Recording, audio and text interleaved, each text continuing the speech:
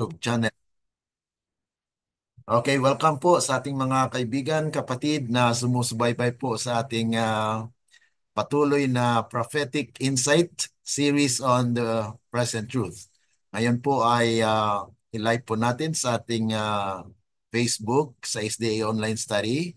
And those who are following us on FB, we are welcoming you who are attending this or watching our continuation of the series on the study, that this is actually the theme uh, for this week's study is God's harvest of the first fruit and the second fruit. So ito po ay talagang unawa po sa mga bagay na kung saan na ito ay nasa propesiya at may kaugnayan po sa ating kapanahonan sa ngayon. So who are those first fruit? Yan po yung ating pag-uusapan ngayon. First fruit na kung saan sila po yung aanihin during the harvest, which we have studied yesterday na mayroon pong ceremonial harvest. Ano? Yung ceremonial harvest po ay yun po ay nagsasalarawan kung ano po ang mga kapahayagan na kung saan ay there are three ceremonias or feast. Feast of the wave sheaf, Feast of the wave loaves, and Feast of the tabernacle. At yun po ay mga typical. Ibig sabihin, pag typical po ay mayroon pong kaakibat na katuparan sa ating kapanahunan. So it is very important, mga kapatid, natin pong maunawaan yung tinatawag natin na uh, typical application of the ceremonial harvest. Na kung saan ang first fruit ay napatunayan po yan ni Christ na He is actually the first fruits of those who will be having the hope of eternal life. Dahil kung wala po si Kristo, ay wala po talagang mabubuhay na namatay or walang mabubuhay na namamatay, mga kapatid. Kaya si Kristo po yung siyang wave shift na winawagayway na kung saan I have won. Nanalo po ang ating Panginoon laban sa kamatayan at kasalanan. Kaya nga po mayroong aanihin na first fruit. Kaya nga po nabuo ang 120. Na yung 120, yun naman po ay nahinog po sa Pentecostal power. Yan po yung sistema nila. Mag-count po ng 7 weeks. Yung 7 weeks equals to 7 times 7 equals 49. At saka 50th, mga kapatid, yun po yung Pentecostal. And that's the cause where God's people had been powerful during the early Christian church. At ganun din po, mga kapatid, pagkatapos po nila nakatanggap ng banal na espiritu, they preach and they added names or people, souls in the fold of God. Kaya 3,000 added po yan every day. Ayon po sa kaysaysayan ng early Christian church. Yan po yung kanilang pag-gather ng second fruit or the great multitude of their time. Kasi ang 120, first fruit, ang second fruit po nila ay great multitude. Ibig sabihin, hindi rin po nabilang yon dahil added 3,000.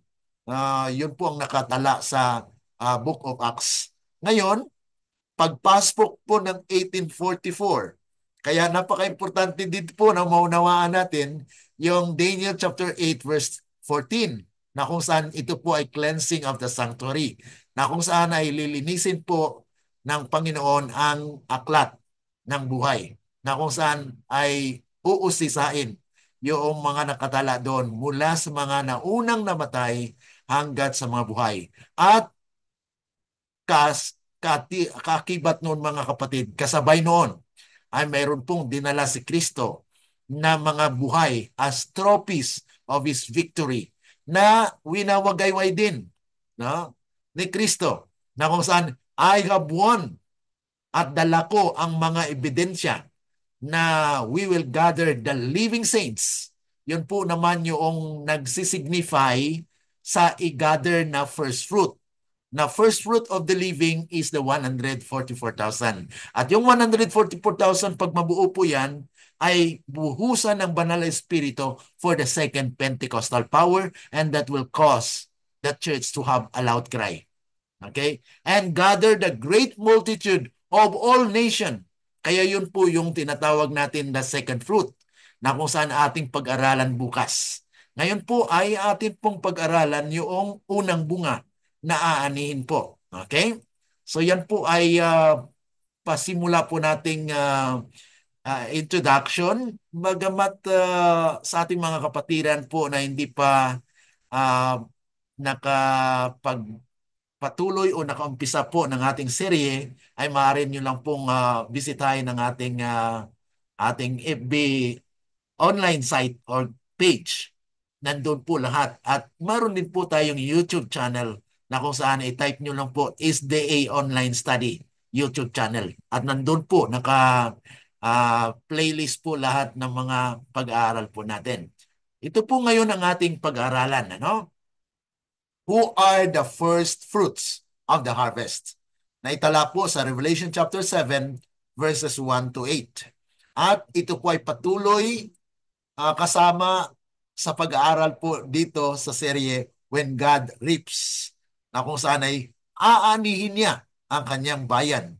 At munawaan po natin dito yung unang bunga, na kung saan ay kung si Kristo po ang unang bunga ng nabuhay, alamin naman po natin kung sino po ang unang bunga sa harvest. Ito po ay the living saints, mga kapatid, na hindi na po makaranas ng kamatayan. Because this will be the 11th hour call ayon po sa Matthew 20, no? Na sila po yung last, pero they are the first to receive the penny, which is eternal life. Okay. Now, dito po sa ating prayer thought, ay ang title po natin dito ay The Life Shaped by Faith. Napakaganda, no? Na ang ating pong buhay ay nahihon o nahubog po siya sa pananampalataya. Honoring God through truth, na kung saan sa pamagitan po ng katotohanan, ayon po ay hindi mahiwalay sa kaluwalhatian ng ating Panginoon. Kaya sabi po rito, the truth and the glory of God are inseparable. So hindi po siya ma-separate, ano? Hindi po mahiwalay yung kaluwalhatian ng Panginoon at ang katotohanan. Kaya kung saan yung katotohanan, nandun po yung kaluwalhatian ng Panginoon. Ano? Kung wala po tayo sa katotohanan, edi wala yung kaluwalhatian ng Panginoon. And we are not acceptable to God, mga kapatid. Kaya dapat po ay talagang tayo nakatiyak na tayo nasa katotohanan. It is impossible for us, with the Bible within our reach, to honor God by erroneous opinions. Kaya dapat po, mga kapatid, ay klaro ang ating pagkaunawa. Kaya nga po dito sa prophetic insight ay atin pong iniisa-isa. Bagamat medyo matagal po yung ating pag-aaral, minsan nakalampas po tayo ng 1 oras. Sorry for that, mga kapatid, dahil hindi ko po mapigilan na maisa-isa po natin upang maunawaan po natin ng lubusan. Akin pong itry na paiksiin po, ano? At kung hindi nyo po naunawaan ang mga bagay na aking sinasabi, just comment on our comment section mo. Many claims that it matters not what one believes. Yan po ang paniniwala ng iba. Na hindi na importante kung anong paniniwala mo, basta mabuhay ka lang ng tama. Sabi rito, if his life is only right, but the life is molded by the faith. Paano po maging tama yan kung hindi yung buhay po natin ay nakuan po yan, nahubog sa pamagitan ng pananampalataya at tayo maging acceptable sa Panginoon. Kung hindi po tayo namuhay doon, then wala po tayong pag-asa. If light and truth is within our reach and we neglect to improve the privilege of hearing and seeing it, we virtually reject it. We are choosing darkness rather than light. God has given us in His Word that we may become acquainted with its teachings and know for ourselves what He requires of us. When the lawyer came to Jesus with inquiry, What shall I do to inherit eternal life? The Savior referred him to the scripture saying, what is written in the law? How readest thou? So yun po mga kapatid, yung dapat po ay tayo naturuan sa pamagitan po ng kautusan. Dahil ang kautusan po ay kalooban ng Panginoon. Ayon po sa Roma 2, na kung saan ay sinasabi po ron, na kung saan ay his those who are taught by ang naturuan sa kautusan ang siyang taong nakakaalam sa kautusan. Oh, yun mga mga kapatid. Kung sino po ang naturuan sa kautusan ang siyang nakakaalam ng kalooban ng Diyos. Yan po mga kapatid yung pagka salita doon sa Romans, ano? At sabi po rito, okay, bago po tayo magpatuloy, ay hilingin po natin sa Panginoon ang kanyang basbas at tulong sa pamagitan po ng panalangin. Tayo manalangin. Dakila at mabagid po naming Ama na nasa langit ka sa muli. Kami po ay nagpapailan lang ng aming samutiling sa inyo at nagpapasalamat na kayo po ay nagbigay sa amin ng karapatan upang ipagpatuloy po ang pag-aaral dito sa Prophetic Insight with our theme na i-gather niyo po ang mga bunga, mga kaluluwang tumanggap po at namuhay ng ayon po sa inyong kalooban. Loobin, Panginoon, na ang inyong banal na espiritu ang siyang mangusap sa bawat isa sa amin, Panginoon, upang aming maunawaan ang mga bagay na aming mapag-aralan at ito ay maging bahagi po ng aming buhay at aming pananampalataya ay lumago at maging matibay hanggang kayo dumating. Ito po ay aming dalangin dahil lamang po sa matamis na pangalan ng aming Panginoong Yesus. Amen. Okay, so dito po mga kapatid sa layunin ng ating pag-aaral ay to reveal the truth concerning the servants of God or the Lord in the last days as the first fruits of the living. Ito po yung ating sentro ng ating pag-aaral. Layunin itong pag-aaral natin mga kapatid na ipakita po yung katotohanan patungkol po sa mga lingkod ng Panginoon sa uling mga araw na siyang gagamitin po sa gather ng second fruit. Ang sabi po rito, bago po namayapa ang propeta ng Panginoon, that was actually written in 1905, no? Let us strive with all the power which God has given us to be among the 144,000. So, hindi po nasabi ito ni Ellen G. White kung hindi po ito mahalaga. At paano po tayo mag-strive kung wala po tayong alam patungkol dito sa 144,000? Kaya nga po, it is very significant to study about the 144,000 so that we can strive with all the power which God has given us. So, ang Panginoon po ang mag-provide sa atin ng kapangyarihan. Now, when His people will be sealed, the 144,000 ay may kapangyarihan po ang Diyos na gaganap sa kanilang mga buhay. Sabi po rito sa Selected Messages, Book 1, page 174, it is not His will that they shall enter into controversy over question, which will not help them spiritually, such as who will compose the 144,000. Yan po ay hindi natin gawain. Ano? Ang atin pong gawain, alamin po natin kung ano ito. Ano po ang patungkol sa katuruan sa 144,000. Hindi po natin inaalam kung sino ang kabahagi dito.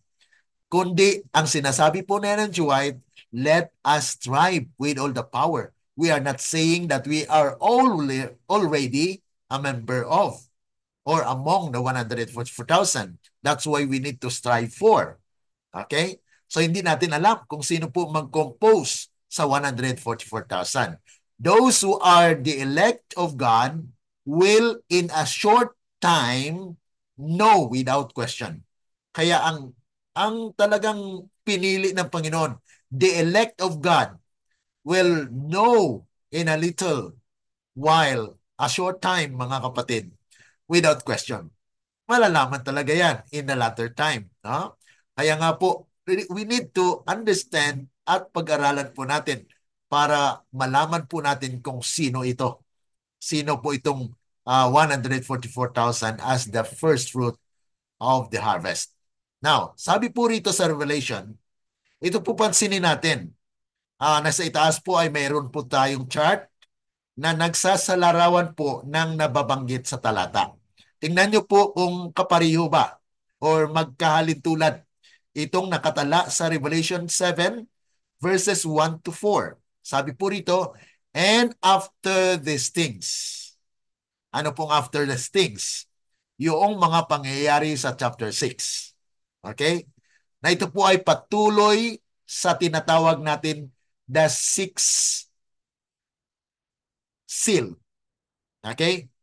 Diba mayroon pong tinatawag na seven seal na kung saan ay may aklat. The book with the seven seal. Itong chapter 6 at chapter 7 ay napaloob po siya sa sixth seal. Okay? Kaya dapat unawain po natin yung konteksto. No? Na itong pinakita po rito ay kapitulo 6 ng kasaysayan ng sanglibutan, which is the book of the seven seal. Na yun po ay may tatak or may silyo na binuksan po. Pagbukas po ay nakita yung chapter 6 na pinakita kay John. At ito ay kasama doon. Kaya sinabi dito, and after these things, I saw four angels standing on the four corners of the earth. So the event is what? Happening on earth. Ibig sabihin, pinakita po yan kay John para malaman natin, yun pala ang mga pangyayari at the time of the sixth seal. Na kung saan ay doon sa libro na may ika-6 na silyo, ito ang mga pangyayari na paloob doon. Nakuha niyo po mga kapatid, na itong mga seven seals, yan po ay mga kapitulo ng aklat na kung saan ay binuksan at yun po ay patuloy na inuusisa. Kaya ito po yung sixth seal ay nag-umpisa po na kung saan ay binuksan. Okay? At doon po ay napaloob itong talatang chapter 7.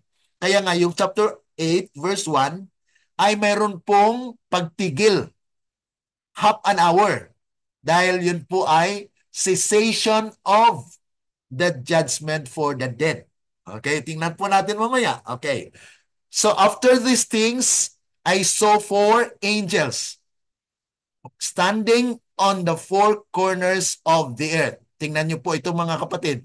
May 4 po na anghel na nakatayo, pero ano pong ginagawa nila?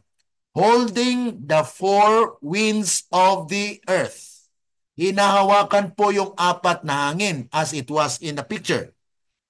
Okay, sa illustration po. Kaya tandaan po natin yung mga pangungusap po dito sa talatang ito. Ano pong rason bakit hinahawakan po yung four winds? That the winds should not blow on the earth. Ano po ba yung earth na ito? Symbol or talagang literal? Tingnan po natin mamaya. Ano po ang symbol nitong earth? Ano po yung sea? Nor on any tree. Maapektuhan po yung lupa, yung dagat, at mga kahoy. At alamin natin mamaya kung ano po ang representation niyan.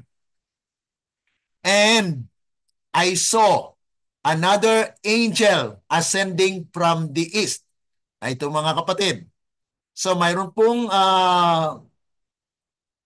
another angel ascending from the east. Okay? Ascending po siya.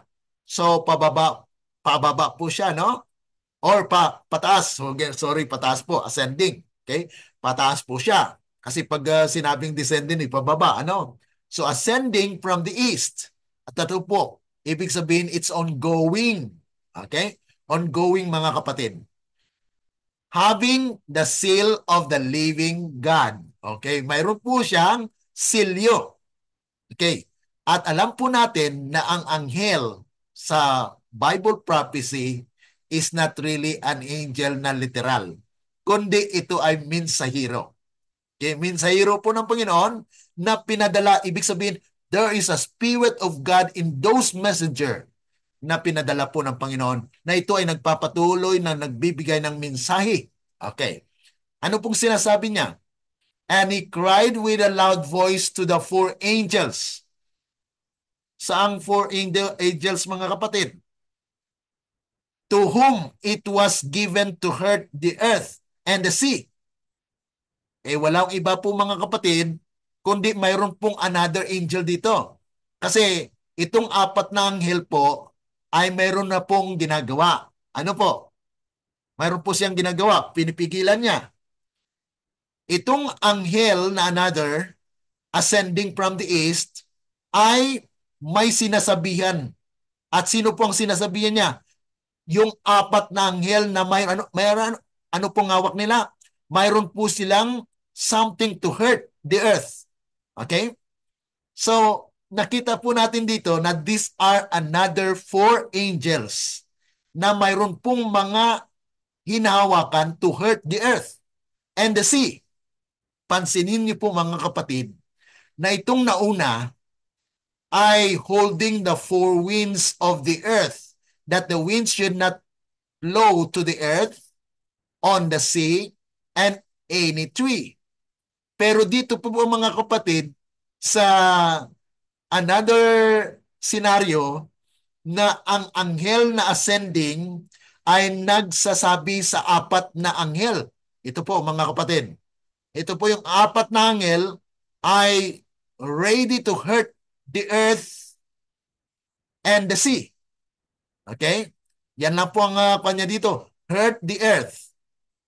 Saying, hurt not the earth, neither the sea, nor the trees, till we have sealed the servants of our God in their foreheads. So, ibig sabihin, mga kapatid, itong pagpamatay o the hurting is actually purpose so that God's people will be sealed. Bago pa man po sila masiliwan, pinipigilan po yon.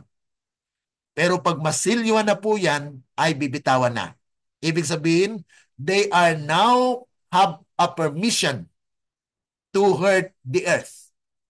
Ganon din po sa four angels na humahawak sa apat na hangin. Kaya dapat alamin natin po, mga kapatid, kung ano ang kahulugan nitong apat na hangin.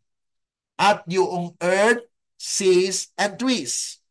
Yan po ang ating alamin. Ngunit patuloy po tayo nagbabasa dito. And I hear the number of them which were sealed. Narinig po ni John, ang nasilihan. And sealed 144,000 of all the tribes of the children of Israel. So may numero, 144,000. May tanong yan mamaya ang mga kapatid sa ating pag-aaral kung ito po ba ay literal or symbolical. So patuloy po tayo, mga kapatid. So alamin natin yung mga symbols. Okay, ito po yung mga symbols na atin pong hinimay-himay para maunawaan po natin kung ano po ang ibig sabihin ng mga elemento dito. Una, the four winds. Ano po ba yung apat na hangin? Ito po ay, ang hangin po ay elemento ng nature or natural elements. At it might be what we call political strife. Pero patuloy po yan na nangyayari. Kahit sa Pilipinas, mayroong political strifes. Mayroon pong awayan, contention among nation. Mayroon pong strife na nangyayari. Especially nung nagkaroon po ng World War II. Pero saan yung 144,000? It means that it is something beyond. Hindi lamang po siya political strife, kundi something a religious one. Okay? Kaya nga po si Ellen G. White ay sumulat. Ano pong sulat niya? Testimonies for the Church, Volume 5, 152. Ang sabi niya po doon, na it's almost malapit na kanilang maranasan sa California na magkaroon na po ng sandilo. Itong the mark of the beast. The time of trouble such as never was since there was a nation. Okay? Because this was a mark of the beast that decrees. May dikrito po, mga kapatid, na lahat ay sasamba sa araw ng linggo. Yan po yung mark of the beast. Na kung saan ay, sabi doon sa third angel's message, na ang sino man na tumanggap na yung marka ng hayop ang siyang makaranas ng kagalitan ng Panginoon. So yun na po yung warning ng three angels message. Okay?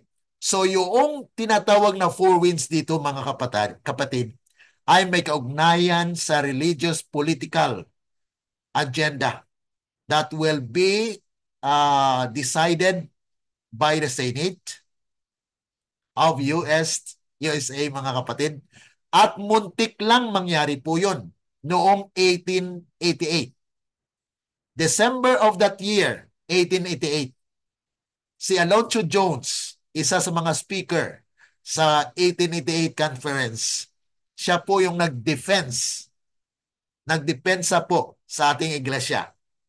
Dahil mayroon pong bill si Senator Blair at that time na ang Senate bill po ni Senator Blair ay there should be a national Sunday law. Kaya nga po si Alonzo Jones ay mayroon po silang aklat na National Sunday Law. Mayroon po akong kopya. Na noon sa panahon po ni Ellen G. White ay muntik nang mangyari yun.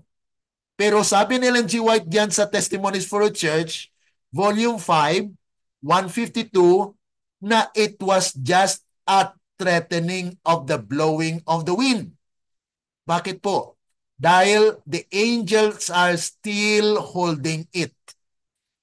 Hindi pa po pinaintulutan na magkaroon ng Sunday law at that time. Dahil hindi pa po handa ang bayan ng Diyos. Dahil at the time of Ellen G. White, hindi pa po umabot sa 144,000 ng members ng Seventh-day Adventist.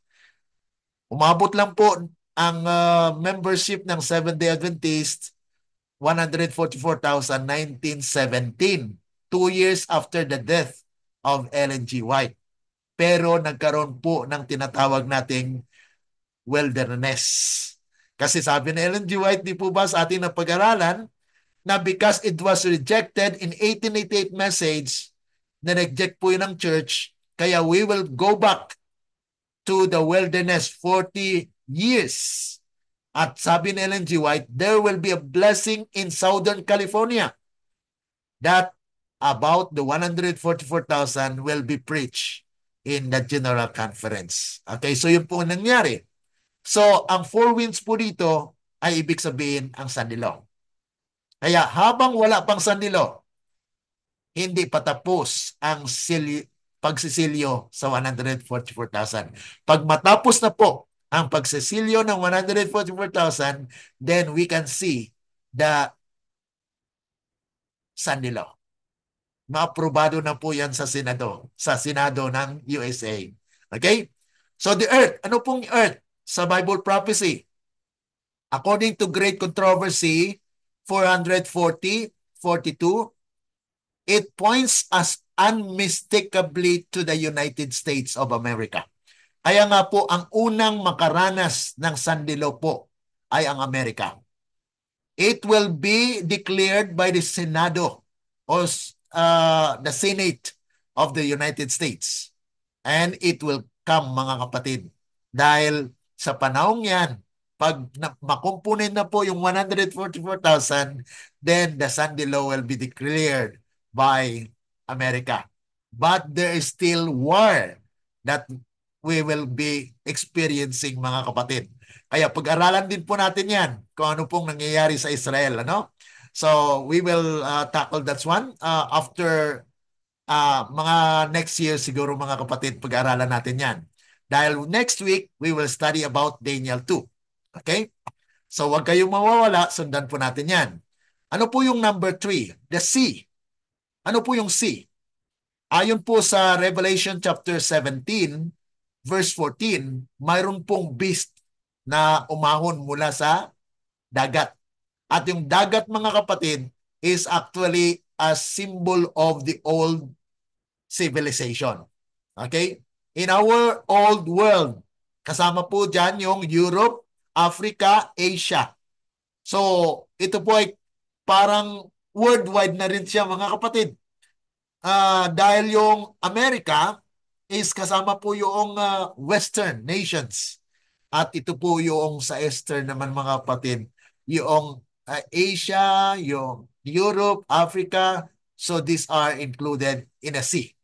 So pinipigilan po ang hangin para hindi mapektuhan ang America, Asia, Europe, at Africa at iba pang mga nasyon. Okay? Ano po naman ang trees sa Bible prophecy? Kaya may basihan po tayo. Daniel chapter 2, chapter 4, verse 20 to 22, Isaiah chapter 5, verse 7, Isaiah 66, verse 17. Ito po ay patungkol sa mga leaders. Okay, leadership. The Seventh-day Adventist leadership at that time of the mark of the beast will be the 144,000. So they will not be affected. So yung 144,000, pinoproteksyonan ng Panginoon na hindi pa po magkaroon ng sanlilo unless the 144,000 will be sealed. Okay? How many angels sa ating nabilang, mga kapatid? Minsan, mga kapatid, hindi ito pinag-aralan sa ating iglesia, no? Pero dito po sa ating prophetic insight, isa-isahin po natin. How many angels and how many hurtings in Revelation chapter 7? Okay. Sa verse 1 po, makikita natin na may 4 anghel holding the 4 winds. Ito po. No? And then, mayroon pong isa. Okay? Ito po ay unang hurtings. Ano? Pinipigilan para hindi ma-hurt po yung not blow the earth, the sea, and any tree. Sa verse 2 po ay makita natin that there are another angels. An angel ascending from the east, having the seal of God, he cried with a loud voice to the 4 angels to whom it was given to hurt the sea and the earth and the sea. So ibig sabihin, mga kapatid, dito sa Revelation chapter 7, verse 1 and 2 ay may dalawang hurtings.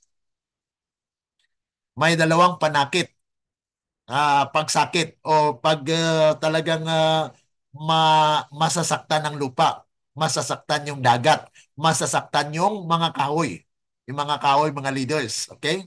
So, dito, mga kapatid, nakita natin is 4 plus 1 plus 4 equals 9.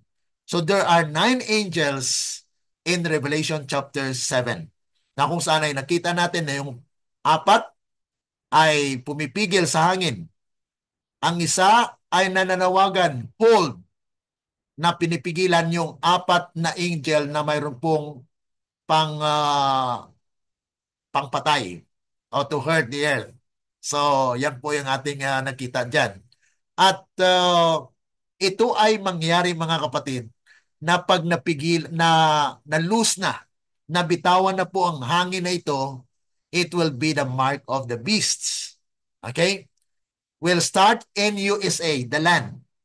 Yung earth, mga kapatid, mapiktuhan yan. Kaya pinipigilan muna yan ngayon. Dahil hindi pa ready ang bayan ng Diyos. Kung ready na po yung bayan ng Diyos, then magkaroon na po ng sanlilo. Kaya bantayan natin, mga kapatid. Then other countries made to copy and adopt the law. According to Great Controversy 579, Early Writings 282. So these are actually revealed, the prophetic insight na makikita po natin sa mga kasulatan. Then it will be enforced on a church after the sealing. So mayroon pong, mga kapatid, pag na-impose na po yan po yung tinatawag natin na mark of the beast na mayroon pong death decree. So the number of winds being 4 means that the crisis will be worldwide. So hindi lang po sa Amerika ang sanlilo, kundi worldwide po siya, mga kapatid. Okay? At sabi po sa Bible Commentary, Volume 7, 977, Sunday keeping is not yet the mark of the beast now. and will not be until the decree goes forth. Kaya mga kapatid, huwag nating akusahan ang ibang mga reliyon na may mark of the beast na. Dahil hindi pa po yan. They are still, ang kaligtasan pa ay bukas para sa kanila. Okay? We cannot condemn them because they need to know what is truth. If they know what is truth, then they will be condemned because they know if they will continue on worshiping on that day until the time when it will become a Sunday law, that decree will be implemented, mga kapatid. Sabi rito sa Testimonies for a Church, Volume 6, page 17, not all in regard to this matter is yet understood, nor will it be understood until the unrolling of the scroll. Kaya noon, mga kapatid, may mga Adventista pa na hindi nakaunawa nito. Pero noong pinahayag po ang katotohanan ito, kaya may present truth. Kaya nga po itong programa natin na establish the Prophetic Insight Series on the Present Truth. Dahil mayroon pong katotohanan na inihayag ang Diyos para sa atin bilang mga Seventh-day Adventist. Kaya nga po nandito tayo para pag-aralan ito. Now, sabi pa po rito, ito po isa sa mga talata sa Biblia na inulit po yung patungkol sa 144,000 at napag-aralan na po natin ito. Now, when the angel speaks, mayroon doong 5 angels, mga kapatid, na speaking. So the redeemed, the 144,000 and their faithful walk with the Lamb. Yan po ang nakatala dito sa Revelation chapter 14, verses 1 to 5. Okay? So atin pong patuloy lang, isa-isahin po natin yan. Standing with the Lamb on Mount Zion. Okay. Ito po ay kawig din sa Daniel chapter 12, verse 1. Ano pong sabi sa Daniel chapter 12, verse 1? Michael will stand with his people on Mount Zion. And it will be what? Trouble such as never was since there was a nation. Ibig sabihin, mga kapatid, ang bayan ng Diyos ay naging victorious because they are now pronounced and declared with another name. Sila po ay pangangalanan na. Victory over sin and fidelity to Christ, na maganap na po na yung katwiran ni Kristo ay nasa kanila na. Kaya dapat po natin maunawaan yung righteousness of Christ na mapa sa atin, mga kapatid. Once it will not be understood, then we cannot be identified with those who are the subjects of the kingdom of God. Hindi po tayo maging kasama doon. Dahil ang makasama lamang doon sa kaharian ng Diyos, ang siyang makaunawa sa Ebanghelyo na pinahayag po ng Panginoon sa kanyang iglesia. Because He has a chosen people that He actually given the responsibility ng oracles ng kanyang kalooban. Kaya pinahayag niya po sa iglesia na mayroon tayong spirit of prophecy. So what are the characteristics of the 144,000? They followed the Lamb whithersoever He goeth. Ito na po yung Christ our righteousness. Na kung ano po ang ginanap ni Kristo, yan po ang makikita sa atin. Ang katwiran na po ni Kristo ang namumuhay sa atin. Hindi na po tayo. Kaya we cannot say, I do this, I do that. Kundi ang sabihin natin, mga kapatid, salamat sa Panginoon dahil siyang gumawa sa akin. Salamat dahil ako'y nagtagumpay. Salamat na ako'y nagtagumpay dahil sa Kanya. Yun po, mga kapatid. Kung wala siya, wala akong tagumpay. Yun po yung kanilang pamumuhay. They are trusting the Lamb. They are trusting Jesus, that it is the merit of Christ that is valuable, not of their own good works, because their good works are just rags, marumi po yan. Pero kung si Kristo po ang gumawa sa ating mga buhay, then it will be a samyo. Mga perfume po yan. Ano? Who are the subjects of the kingdom of God when He established a kingdom? That's why wag po tayong mawawala next week. that we will discuss about the kingdom of God. Okay? These are they, according to TM, Testimonies to Ministers, page 422, paragraph 1. These are they that follow the Lamb whithersoever he goeth. Sino po ito? Ito po yung Revelation 14:4, yung 144,000. So therefore, that the core of the kingdom of God sa pag-umpisa po ng kaharian ng Diyos ay mag-umpisa po yan sa little mustard, yung 144,000. And it will become a great mountain and fill the whole earth. Yan po ang pag-aralan natin next week. Without fault before the throne of God. Why without fault? Because Christ is in them. God is with us. Yan po ang prophecy sa Isaiah chapter 7 verse 14 and 15. Na kung saan ay later in this life, mayroon pong tatawagin na Emmanuel. Ang Emmanuel po na ito, ibig sabihin, God is with us. Kasama nyo, kasama natin ang Panginoon. Kasama natin si Kristo because siya po yung righteousness. Siya po yung buhay na bato. The cornerstone in our lives that we are a part of His temple na i-establish niya po. No? They have obtained the victory over the beasts and his image. Kaya sila po ang mananagumpay during the last period of the history of the world.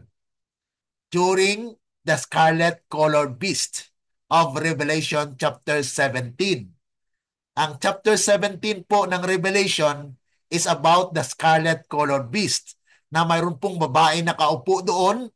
Okay? At pinainom niya po ang lahat ng bansa ng kanyang pakikiapid ng mga false doctrines. Kaya nga po itong 144,000 ay mag-evangelize at yung tatanggap mga kapatid will be the second fruit. Okay? Because they are the first fruit na magka-receive ng power ng Panginoon. Who are the 144,000? Okay. Sino po sila? Hindi natin actually gawain ang pag-alam kung sino ang ma-include sa 144,000, but we must know who they are. Kung sino po sila. 144,000 of all tribes of the children of Israel. Ang tanong, where are the children of Israel? Ito po ba ay ancient Israel or modern Israel? If we are talking the last days, then we are talking about the modern Israel, not the Israel of yesterday. Okay? So ibig sabihin mga kapatid, alamin natin kung sino po ang moderno na Israel today. And there is no other group because the sign of God's people is the Sabbath. Ezekiel chapter 20 verse 12 and 20. Ano pong sinasabi doon? Sanctify the Lord because He is actually the one that gives us the Sabbath. At yung Sabbath niya ay sign that He is our God and we are His people. So therefore, the modern Israel now is the Seventh-day Adventist. That's why the message is for the Seventh-day Adventists, not for everyone. It's sold for the Seventh-day Adventists. Kaya sabi po rito sa Testimonies for the Church, Volume 9, page 164, in order to be purified and to remain pure, Seventh-day Adventists must have the Holy Spirit in their hearts and in their homes. The Lord has given me light that when the Israel of today is the Seventh-day Adventist, humble themselves before Him and cleanse the soul temple from all defilement. Kaya mayroon po tayong health reform, mayroon pong dress reform, mayroon pong music reform, mayroon pong iba't ibang mga reform na kung saan ay dapat mangyari yan sa loob ng iglesia. Pero hindi nagaganap. Kaya nga po, God is calling the servants. The 11th hour call na kung saan tinatawagan niya po yung mga walang gawa o walang ginagawa. Layman. The layman, mga kapatid. Ang sabi pa po rito, He will hear their prayers in behalf of the sick and will bless in the use of His remedies for disease. Kaya may kapangyarihan po ang bayan ng Diyos in these last days.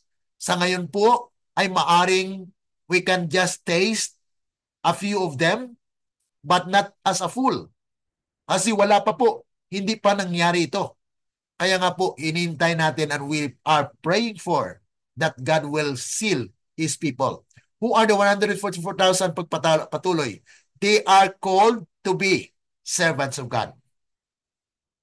So sila po ay manggagawa ng Panginoon na maglilingkod in this last 1 hour. 1 hour po ang binigay sa scarlet colored beast. Kaya mayroon pong tinatawag 11-hour call because before the sunset, ang Panginoon po ay nagtawag ng emergency na mga mensahero. They are the servants of God. The 144,000 are those who had been faithful through the shaking. Ang shaking naman po, mga kapatid, ayon sa testimonies, na kung saan ay sinabi po roon, shaking is actually happen when there is a straight testimony. Na kung i-present mo po yung katotohanan, ma-shake yung church. Bakit? There will be people who will oppose it. So those who will be victorious and faithful, even there is a shaking, na nanatili na matatag sa katotohanan. Hindi, mga kapatid, na yes, mananatili ka sa iglesia, pero nireject mo naman ang katotohanan. So, saan po tayo? Dapat po yung katotohanan ay matanggap kahit ikaw ay reject sa church, pero nananatili ka as God's people. Okay? Testimonies on witness represent the first fruit to God and the Lamb, setting an example of faithfulness. Kaya mananatili ka sa church. Hindi po tayo lalabas. Pero pag nalaman po nila na nagtuturo tayo ng 144,000, palalabasin tayo. Dahil they are rejecting the truth. They cannot bear with the truth. Dahil kung nasa kadiliman ka, mga kapatid, you will really object and reject the truth. But if you are in the truth, mga kapatid, ay tatayo ka ng matibay. Kaya sabi po rito, these are they which are redeemed from among the men. Kaya yung pinakita doon, mga kapatid, kay John, ay wala pa yun sa langit. Pinakita lang yun sa vision because these are the events that will happen in the last days. Okay? Now, God's purpose fulfilled through His church today. The pure faith of the redeemed. Ito po yung katuparan na hindi natupad ng Israel before. Dahil ang unang tinawagan po ay mga Jews. Pero ang huling tinawagan, itong moderno na Israel, ang Seventh-day Adventist, na mga faithful. Sabi po rito, that which God has purpose to do for the world through Israel, the chosen nation, nag-failure po sila. They had been rejected because they crucified Jesus. And now, it was given to the modern. He will finally accomplish through His church on earth today. So ang lahat po ng mga promisa ng Panginoon sa mga Israelites ay mapasabayan niya in these last days. Ang kapangyarihan po that they will sing the song of their experience. Kaya itong grupong ito ay talagang mas kwan po, mga kapatid, a special people. They sing a new song of their experience. They are called virgins. Bakit po, mga kapatid, virgin sila? Ang sabi kasi ng iba, puro lalaki ito kasi virgin. Or puro babae. Or marami po silang haka-haka. Pero ang sinasabi po rito, mga kapatid, ang virginity dito ay pure gospel they receive. Kung anong sakdal, pure, dalisay na mensahe mula sa Diyos, walang halo.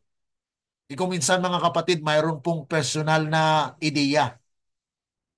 Sa atin pong ginagawa dito ay insight po ito ng propesiya na kung saan ay atin lang pong binabasa. I'm just an instrument to share to you kung ano po ang insight sa propesiya na pinahayag. No? They are called virgins because they professed a pure faith. The Sabbath and sanctuary not defiled with women. The false doctrines of the world's churches. So mayroon po tayong pure na doktrina mga kapatid. So God's purpose will fulfill through His church. The end-time mission, ano po bang mission nitong 144,000? Their sealing is a preparation for the Great Tribulation. Kaya makaranas po sila ng Great Tribulation pero they will not die. Even the second fruit. They stand as a beacon of light to the unfaithful, calling them to repentance. Yan po ang sabi sa Prophets and Kings 5:87. At dito pa po, they stand on Mount Zion. Saan po siya tumatayo? The Lord has a people on earth, nasa lupa, who follow the Lamb whithersoever he goeth. He has his thousands who have not bowed the knee to Baal. Such will stand with him on Mount Zion. But they must stand on this earth. Dapat po nakatayo tayo. Tayo sa prinsipyo, ibig sabihin mga kapatid. Tayo sa katotohanan. Kahit anong mangyari, kahit itaboy ka sa church, you will still stand mga kapatid. Ready to engage in the work of saving those who are ready to perish. Sino po bang ready to perish? Ang ating church. May mga kapatiran po tayo dyan na hindi pa alam yung katotohanan ito. Kaya nga po sinishare natin ang mensaheng ito bukas sa public na. Because we want that our brothers and sisters will know that we are the first to feel the wrath of God because we have the light. Tayo po yung may liwanag na pinagkaloob po ng Diyos sa atin. Pero dapat ikasakabuhayan po natin.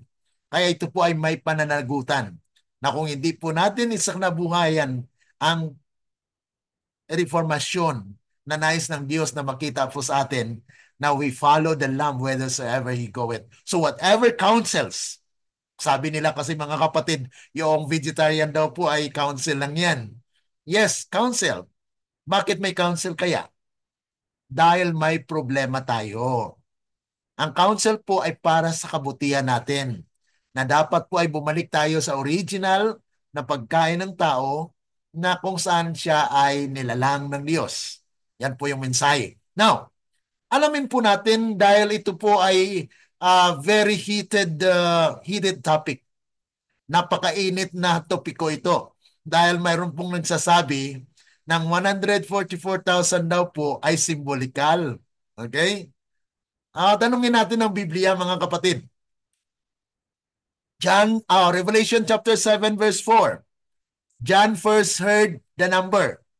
Narinig niya po ang number. Ang ginamit po na number dyan, ayon po sa Greek, ay arithmos.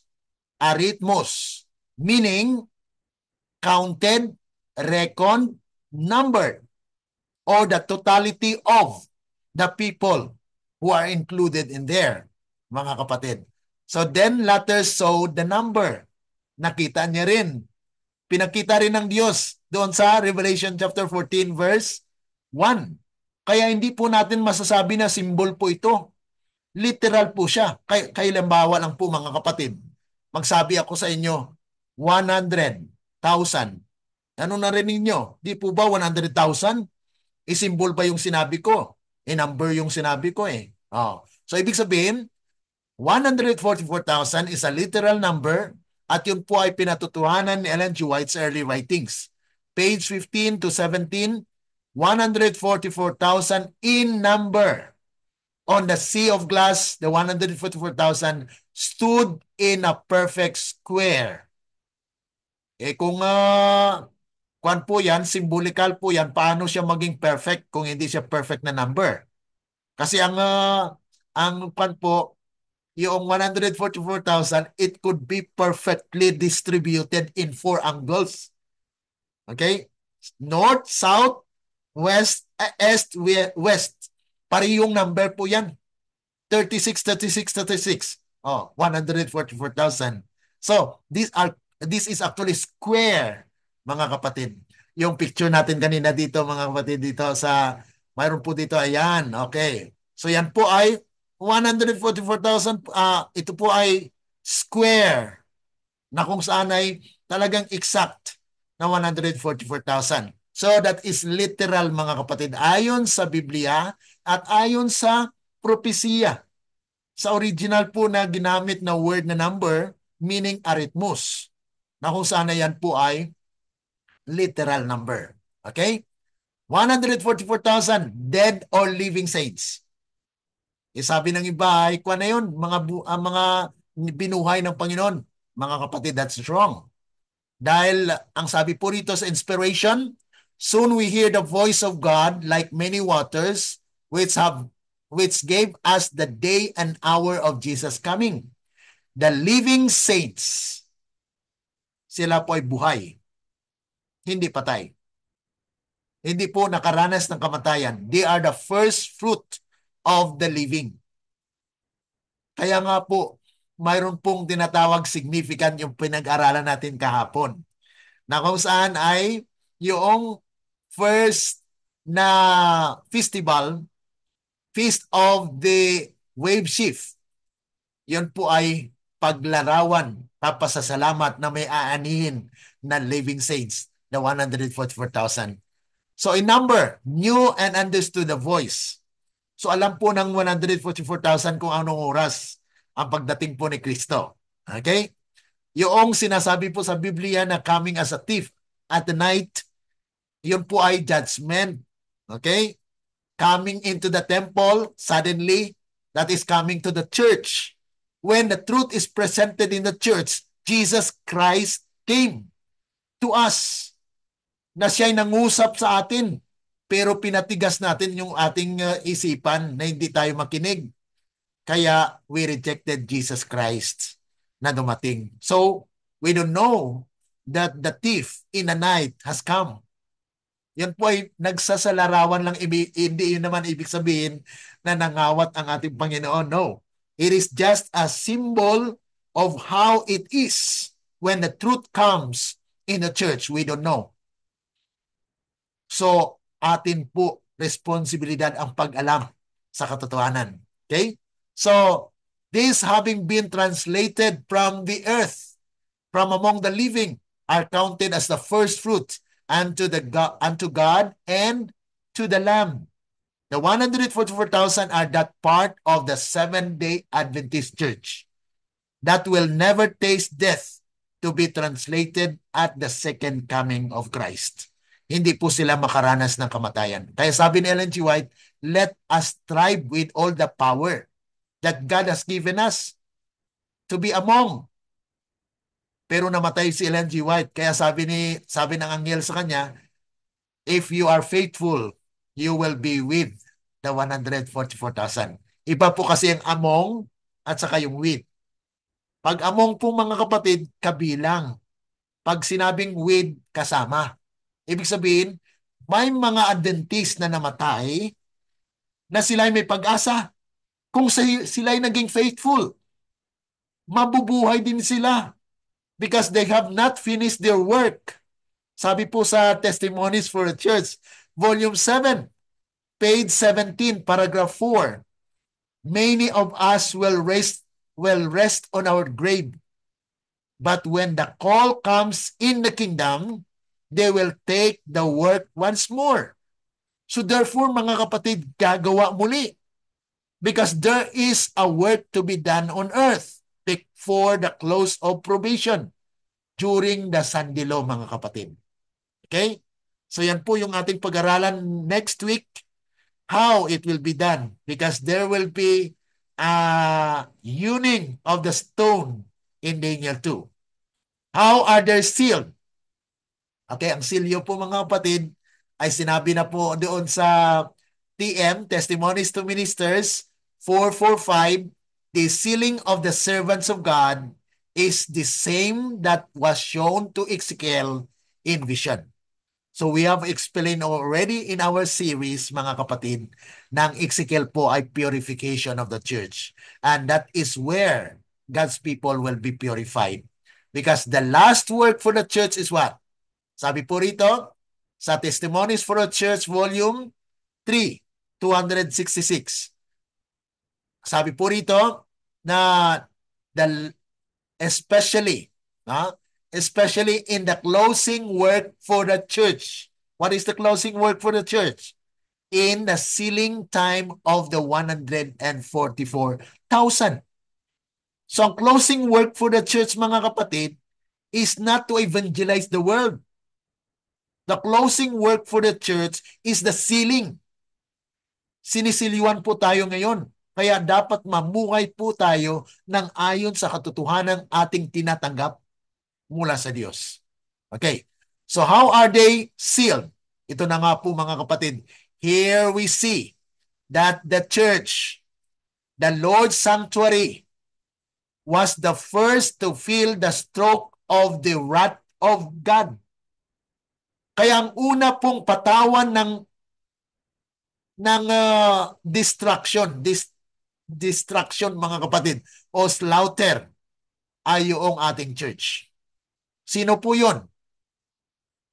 Yung mga hindi tumanggap ng katotohanan na pinahayag ng Panginoon, na pinapahayag na po yung warning na we need to be faithful, pero nananatili tayong Laodicean. Yung Laodicean, mga kapatid, ay sinabi niya, I'm rich. Busog ako. Hindi ko na kailangan yan. Hindi na ako makinig dyan. Mga kapatid, yan po ang kanilang kalagayan. Dahil ano po ang ginagawa ng pastor? Ano pong ginagawa ng mga leader?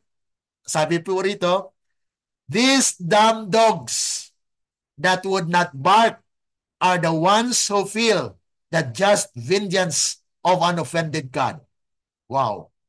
Sa ating church, mga kapatid, kung tayo po ay maghadlang sa mensahe na pinapahatid ng Diyos sa ating iglesia, ang humadlang po ang siyang unang makaranas ng sakit. Sila po ang makaranas ng vengeance. Huwag po tayo, hindi po tayo maglaban sa kanila. Kaya nakangiti lang mga kapatid. Dahil kahit palabasin ka diyan sa church, hindi pakinggan ang iyong mensahe, mga kapatid, yan po ay may hatol sa Panginoon. Hatulan po yan ng Panginoon, mga kapatid. At sila po ang unang papatayin ng Panginoon in the slaughter of Ezekiel 9. Na ito po ay men, maiden, and little children all perish together. Mga kapatid, ito po yung kung paano linisin ng Panginoon ang kanyang iglesia. Dahil may dalawang tumutubo, the wheat and the tares. Tanggalin po ng Panginoon ang tares at ang matitira po ay the wheat. This sealing is the closing work for the church. Kaya po itong mensaheng ito ay pangtapos na mensahe para ma-warningan ang ating mga membro sa iglesia na magiging faithful, na wag po tayo magpabadjing-banjing, wag po tayong ano-ano na lang na para bagang walang halaga ang ating pagiging Adventista. So the marking in Ezekiel 9 and sealing in Revelation 7 is the same event, which is done before the slaughter and the mark of the beast.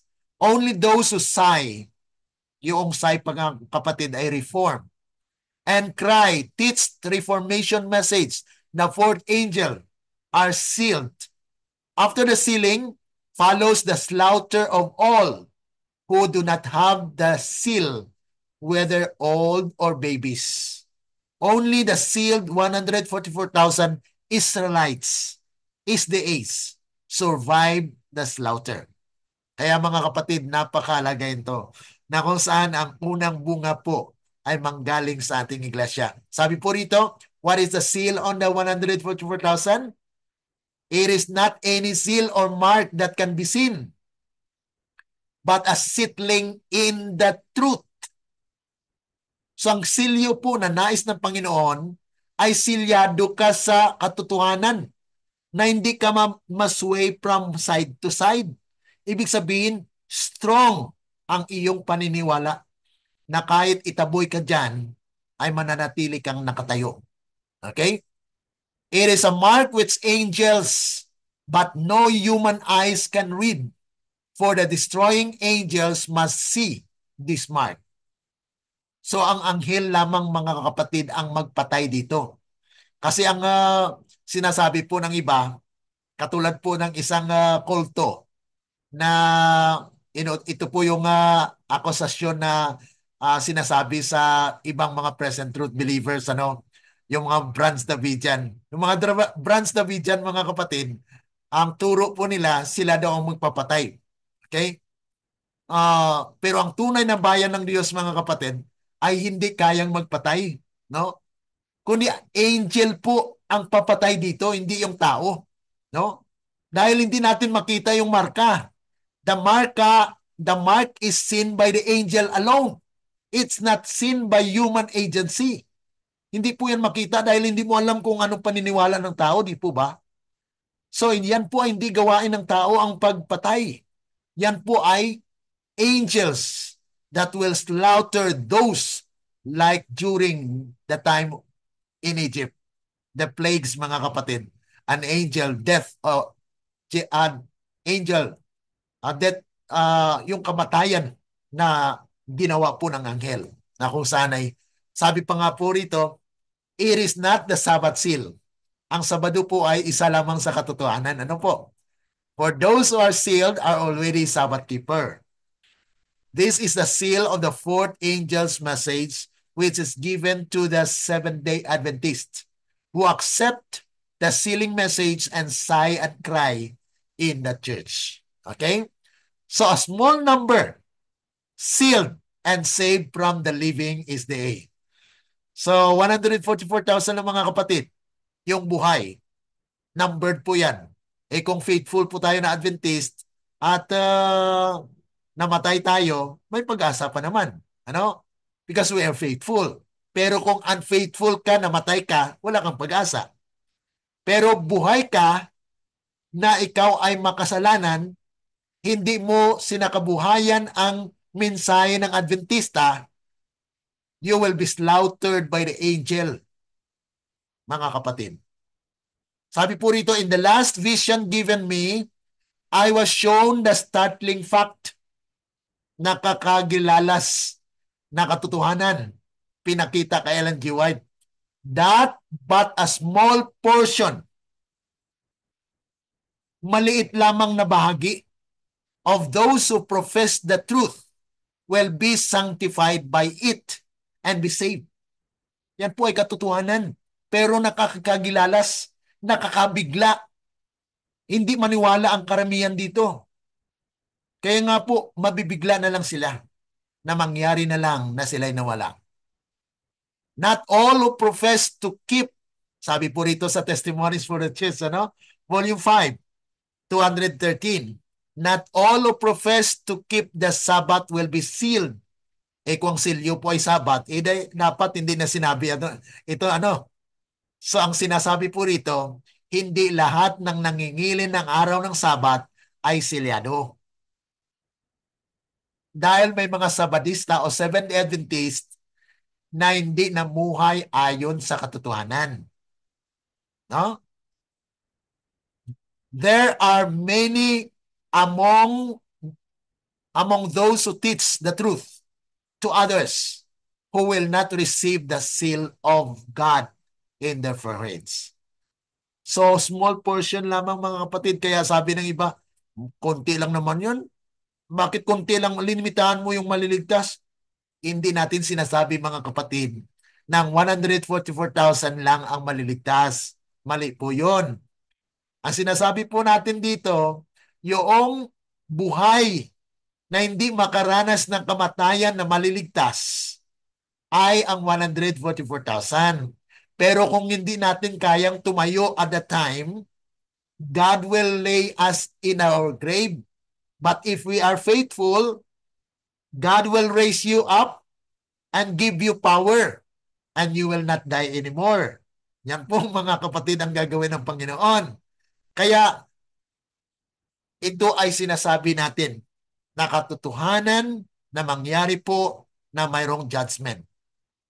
Kaya nga po, this week, ang unang ating tinalakay mga kapatid is about the cleansing of the sanctuary. Nakasama po sa katuruang ito ang 144,000 na siyang investigahan bago pa man matapos ang kasaysayan ng sanlibutan. Dahil magtatayo po ang Panginoon ng kanyang kaharian. He will establish His kingdom na kung saan yun po ay unang the core, ang subject ng kanyang kaharian, una ay ang 144,000. And they will gather the great multitude and becomes a big, huge mountain and fill the whole earth. Yan po ang pag-aralan natin next week. Pero bukas mga kapatid, at pag-aralan po natin ang pangalawang bunga. Okay?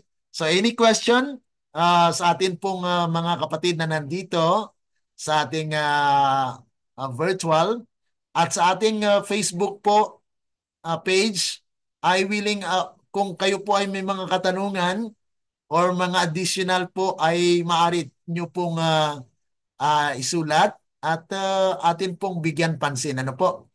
At atin pong banggitin, atin pong sagutin kung ito ay katanungan sa makakaya po at tulong ng Panginoon, atin pong bigyan ng karampatang kasagutan.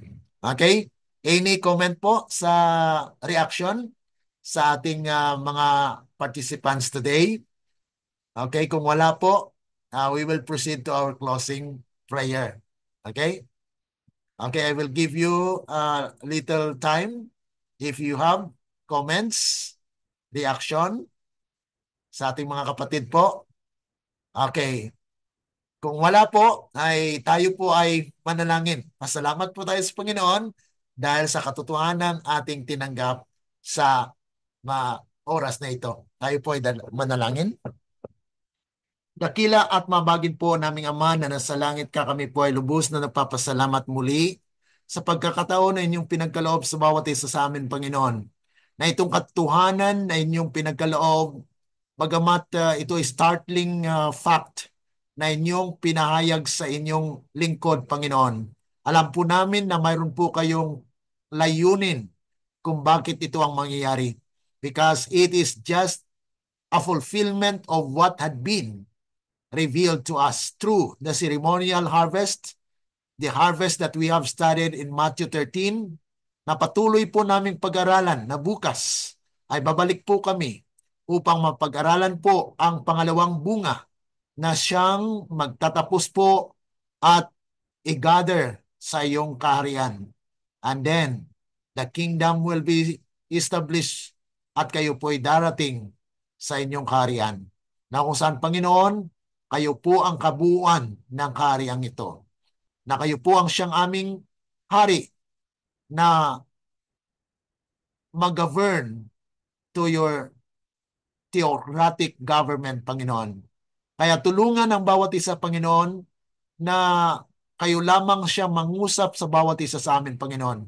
Wala po kaming kakayanan na maunawaan ang lahat ng mga ito.